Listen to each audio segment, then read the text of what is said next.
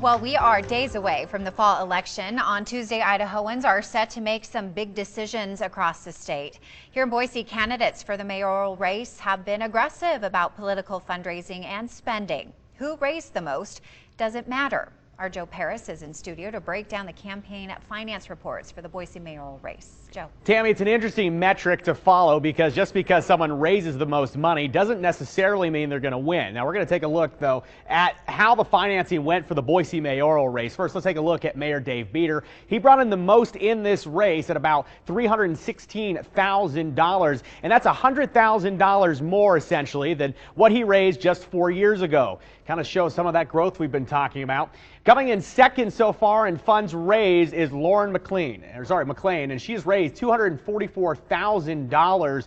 Again, McLean and Beater, they're the top horses in terms of the metric of campaign finance, about the money that came into them. And then we see a steep drop off there to Rebecca Arnold. Now, she still raised $42,000. It's a lot of money to raise, but we saw Beater and McLean in the hundreds of thousands dollars range. And we see an even bigger fall off here from Arnold. We see former Mayor Brent Coles. He brought in about $10,000.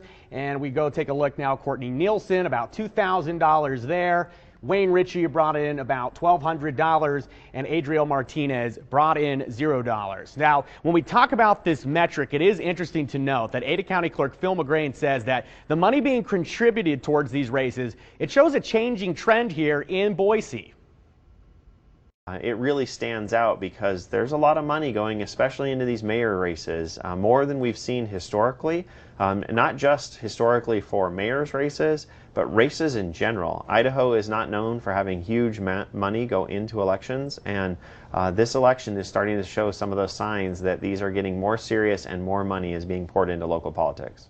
So we'll keep that in mind as we head into Tuesday. The candidates, they still do have some time, very little time, to raise some money. That won't necessarily be reflected in this report. And the report numbers that we showed you today, they also don't include all the donations that could have been made in the last week, because everything under $1,000 at this point, you don't have to disclose. Now, something else to keep in mind, starting in January, coming up here in only a matter of weeks, campaign finance reporting across the state of Idaho, it's going to change. There's going to be a brand new statewide system which will streamline all races and the finances that play into them. Now, this is part of the sunshine laws that were recently expanded here in Idaho, and it's all in the spirit of transparency, so everyone, not just journalists and politicians, can keep track of that money, because, Tammy, the old adage is true, money talks, and it's always interesting to see where these candidates get their money from and how they're spending it. I'm sure a lot of people want to follow it. Yeah, thanks, Joe, for that.